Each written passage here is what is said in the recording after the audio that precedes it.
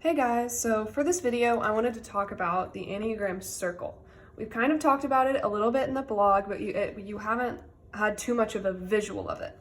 I wanted to show you what it's like, the connection between the numbers and how they all relate. It makes it a lot easier when you can visualize it and see the arrows, the triads, everything about it. So first of all, the numbers are connected with these lines. We've talked about how we've talked about how the different types become more like other types, whether they're distressed or growing. So in that, a 7 will become more like a 5 while they are growing. So if we put the arrow towards wherever they're growing to, that shows their connection. So the 5 becomes more like an 8 in growth, and so on. If I go ahead and put all those in to make it show, you can see. So like the 2 becomes more like the 4, they can become more artistic and open to their emotions. The 7 becomes more like the 5, meaning they're more fascinated by life and focused.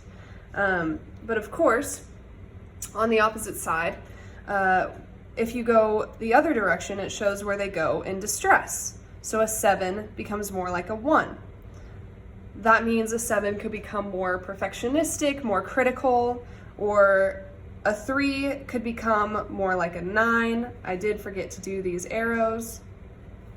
But a 3 can become more like a 9 in stress, making them just want peace or stress out over ending conflict. They end up taking back from the conversation.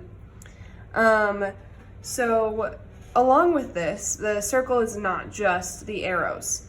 It's already can be pretty complicated looking, but we also can divide this up into triads, different groups of 3 different types. So if we split it here, down towards the middle, and we split it here, and then we split it straight down, that shows our different triads. So that means that the 8, 9, and 1, they rely on making decisions through their gut. That's what they use as their instinct, that's what they rely on, that's how they think. The 2, 3, and 4 use their heart. A lot more emotion is connected to it, it's what they feel is right. The 5, 6, and 7 is logic. So the brain. They really think things through. They want to know every possible option. They want the best option. A lot of times it can stress them out. So that is why they're also divided into how they react to stress. So the 8, 9, and 1 react with shame. Note that is wrong, I'm sorry. They react with anger. That is their defense mechanism. That is how they can become whenever they are stressed or frustrated. They grow angry before anything else. The 2, 3, and 4, these people react with shame. So they blame themselves, they can get quiet, they think that they're doing everything wrong, beat themselves up for it. And this 5, 6, and 7 react with anxiety.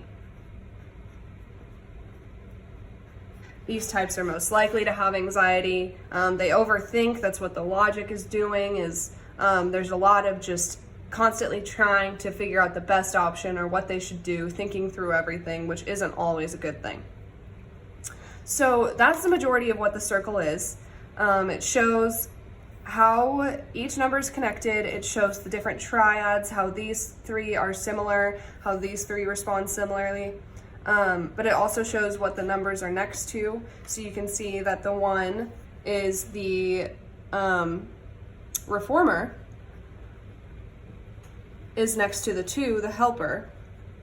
And you can also wing a number, which we haven't talked about in the blog, I don't believe, but you can be a 1 wing 2, which means you're 1 with more similar attributes of a 2. or a one-winged 9. You can only wing a number right next to you. So it shows how each of those are touching each other as well. Thank you. I really hope this helped you understand, and I know it's a lot to look at, it can be, but I hope that it helps you visualize and see what I've been talking about in the Enneagram, and understand how each of the numbers relate. Thank you.